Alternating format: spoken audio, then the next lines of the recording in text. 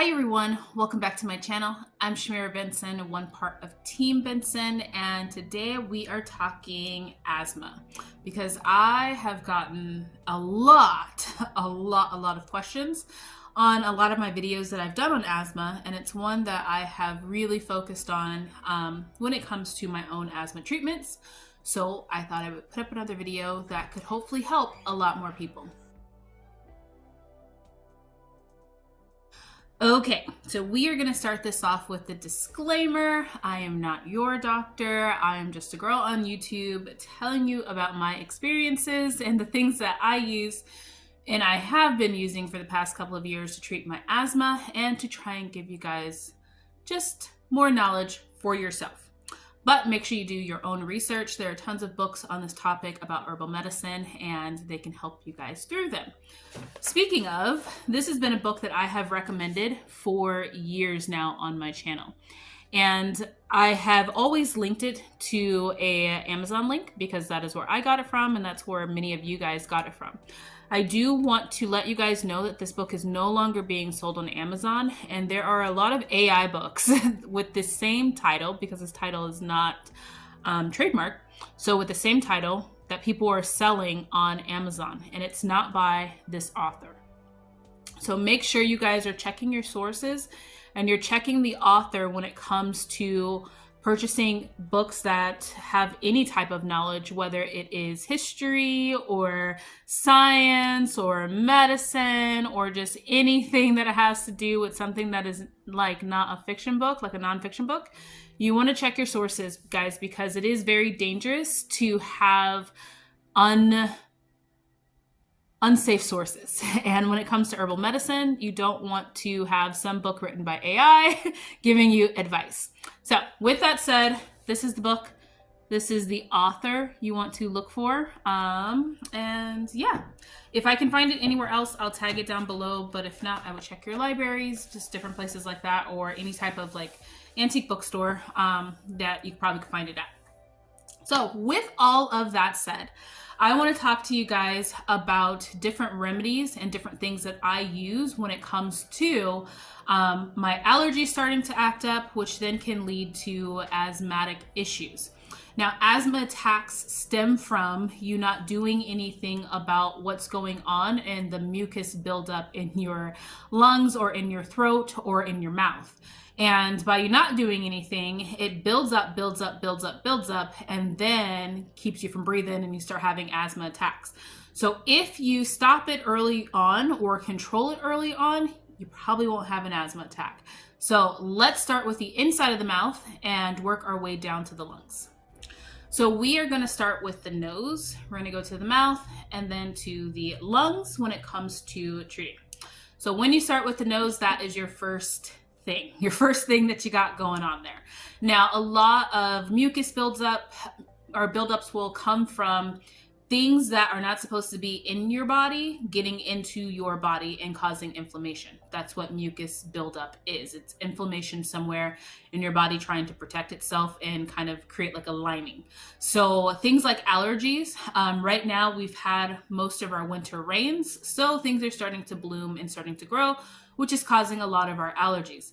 The other thing I want you guys to check out for or to look out for is things that you're doing like cleaning solutions. A lot of people are starting spring cleaning, which means you're using a lot of harsh chemicals. Stop doing that because that is burning it's chemically burning the inside of your body, which is then gonna cause inflammation and mucus. So when it comes to your nose, I like to do sinus rinses. You can get like a neti pot or like the little crazy electric one that everybody uses on TikTok, any of those things, and just do a saline sinus rinse where it's kind of like a little bit of a salt solution, or you can do just a regular water rinse. Now, don't use tap water. You want to use some type of like filtered water, or you want to use like a purified water. Grab like a water bottle, use a distilled water or like a spring water, something like that. Or you can at least just filter it. Filter it through a Brita, filter it through your Berkey, filter it through something. Just don't use just straight tap water out of the tap because that has a whole host of other things going on in it. Now, the next thing is when it comes to cleaning solutions, stop using harsh chemicals, guys. There's so many harsh chemicals that are just giving you guys chemical burns all up in your nose, your lungs, all of the things. So one of my favorite things to do, especially for this time, is I make my own cleaning solutions. New to my cleaning solution list is my eucalyptus cleaner, and I use eucalyptus just because eucalyptus helps to get a lot of that mucus out of your body anyway. So as you're cleaning, it's really kind of opening up your lungs, opening up your nose, and helping to get that mucus out. So all I did was I take eucalyptus leaves. Now, one of our friends gave us a like branches from their tree, but you can easily go to the garden center or anything like that. Sorry guys, Mr. Benson wanted to show me a video. So you can easily use, like, go to the garden center and get like eucalyptus leaves. If you're getting like flowers or anything like that, have somebody give you flowers with eucalyptus, because then you could just take those leaves and I soak them 50% vinegar, like distilled vinegar, and then 50% rubbing alcohol. Now you can just do straight distilled vinegar, but if you add the alcohol to it, it makes it a disinfectant. So if you're wanting to, clean doorknobs, different things like that, that helps with that. Now this gives you a solution that's not going to burn your lungs, and it's also going to have a medicinal effect because of the eucalyptus oil.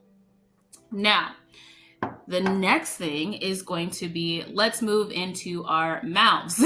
So what's going on in our mouths as we're sleeping, especially if we didn't do anything about our nose, the things that we're breathing or things that we're breathing in through our mouths, is that our mouth is creating a lot of saliva, which is then turning into mucus to help protect the things that we're breathing in through our mouths. Now, one of the things you can do to decrease the overproduction of saliva and also mucus, and also take out any bacteria or anything like that that you have breathed in, is doing oil pulling. Now this is just some coconut oil. You want to get a pure coconut oil, 100% pure. This one I got from the Dollar Tree, and it was $1.25, probably $1 at the time. But all you're going to do is you're going to take a teaspoon of coconut oil, put it in your mouth, and you're going to swish it around. Sometimes it does take a lot of jaw work because you want to do it for at least a minute. So maybe do 10 seconds swishing it, 10 seconds holding it, 10 seconds swishing it, 10 seconds holding it, and then spit it out. Don't spit it out in your drain because, as you can see, coconut oil likes to solidify. So spit it out in the trash or outside. But that is going to take all of that bacteria and pull it out of your mouth. When coconut oil reacts to the saliva in your mouth, it becomes very antibacterial, and so it'll pull all of that stuff out of your tongue, from your gums, all of those different things. Also, if you're having any type of issues with your teeth, oil pulling helps too. You should do that every morning and just do a teaspoon of it and pull all of that stuff out of your mouth. You can do it before or after you brush your teeth. It's up to you. So now let's go down to your lungs and let's talk about things you can do to figure out if there's something in your lungs. One of the things I think everybody should have in their household is going to be a stethoscope. I have one of these because I used to practice, and I think that it's very, very important. Mine is tiny because I used to do pediatrics, so you can get like a regular sized one. Doesn't matter. Tiny one still works on adults. It's just a less surface. Now, when you are using this, a lot of times it can help you decide where the mucus buildup is, whether it's in the throat or in the lungs. A lot of people think that you're going to go straight to the lungs and listen, and if you don't hear any crackling or anything like that, then the person is not having any type of mucus issues or any type of asthma attack. That is not the case. The first place I check and look is actually at the base of the throat, right here. And if you hear any crackling or anything like that when the person is breathing in and out, then you know that the mucus is right there and hasn't moved down to the lungs. So you can do things like boiling eucalyptus leaves to help pull that out before it goes down, or doing a lot of gargling salt water. So like a sea salt, put it in some warm water, gargle it, that'll get it up out of the throat before it goes all the way down to the lungs. Now, if you're hearing crackling in the lungs, which you can put this on a person's back is the best place to hear it, or on the chest, you can hear it too. And that can pinpoint where the crackling is. Now, like where on the lungs the crackling is. Now, what I like to do is, first step is just getting it out of the body. And that could be with some mullein leaf tea is one of my favorites. That dries it up and gets it right out. You can also boil, like we have just a regular pot. You can boil some eucalyptus, which is very strong smelling when you're boiling it with water.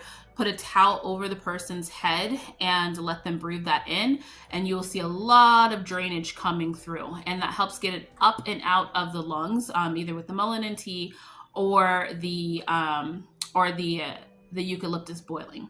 So when it comes to that, if the person is like choking or having a hard time breathing, pinpointing where it is in the lungs, then you just simply tap their back, and that helps break it all up. After you're giving them like the, whether they're breathing in the eucalyptus or drinking some mullein tea, tap where you hear it and tilt the person down, and then you'll see more of the drainage coming out. Now, a person might sound like they're going to be choking, they might throw up, they might, depending on how much mucus is in there, but the important thing is getting it up and out of the lungs, and those are steps that will help you get it up and out of the lungs. It can be a little gross, but it helps. Now, the other thing is if you're in like a full asthma attack and it's really like having a hard time, you can put it in a simple pipe. So you can put mullein, pack it in a pipe, and then smoke it, which will give you a hot vapor going into your lungs, and that warm vapor will help you get that and cough that out of your lungs. Now let's talk about preventative things. You can use things that'll help prevent just issues. So if you help prevent the allergies in the beginning, it won't get all the way down to your lungs and then cause an asthma attack. And that is just preventing it when you feel like you have a stuffy nose. And nettle is one of my favorites to do that. I will actually mix nettle and mullein together and just steep them. My favorite thing to do my teas in is going to be a French press, just because it has a very fine mesh on it, so it helps kind of get anything out. You can also use a nebulizer too if you have like a little baby that doesn't want to, like, you know, drink just some tea. You can put it in like a little nebulizer machine if you have one, if you have an asthmatic child, and then just have them breathe in those vapors, and then that gets into their lungs, dries everything out. The nettles helps with allergies, prevents all of the gunk from getting into your body, and helps you pull all of that out. Now, if you've gotten to the point to where it is already infection, when you cough up a loogie that is yellow or green or brown or some other color, then adding echinacea into the mix helps a lot, because that is an antibiotic. It's a natural antibiotic, and it will help pull out the infection that is going on in your lungs. Now, I hope that all of these tips were helpful. I hope that you guys are becoming more confident in being able to treat yourself. I know these videos don't do great, but I'm going to make them anyway, because I want people to feel confident in what they're doing with treating themselves. Because part of the problem when it comes to natural medicine is just person doesn't feel confident, or they feel scared that they're doing it wrong. But let me tell you, they don't call it practicing medicine for nothing. Even when you're going to a hospital, somebody's practicing medicine on you. So you might as well practice it on yourself. Now, like I said, one of these books that I love is going to be this one. This is one of my favorites. It's one of my go-tos. That is the author on it. Make sure you're getting the right author so that you're getting the right information.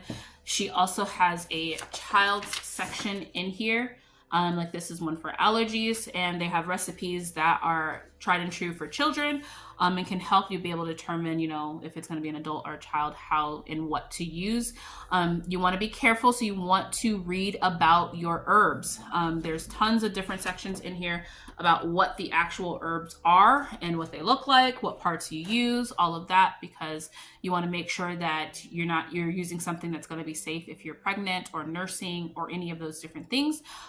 You also want to consult your doctor. If you're seeing a Western medicine doctor and they have you on a medication, make sure you consult with them, because there's certain things that if you're on blood thinners, you don't want to use certain herbs because they will thin your blood. And if you're already on a chemical blood thinner, that's just really ramping up thin blood. And you don't want that, because that can lead to things like hemophilia. So you don't want those things. So make sure who's ever treating you, you're consulting with them and seeing that you're not taking double, both Western medicine and like a chemical medicine and an herbal medicine for the same thing, or they're not going to counteract with one another. So it is important to make sure that you're doing that. If you're not already taking some medications or pills, make sure you're just researching the herbs that you are using, so that then you know what they do and you know side effects and you know what to look out for.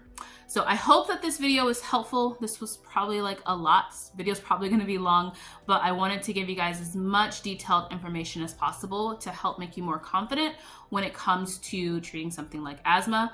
And it's probably something that a lot of us are having, because I'm getting a lot of emails and questions about it. But until next time, grow yourselves a garden, because even a small space can provide you with tons of food. Bye guys.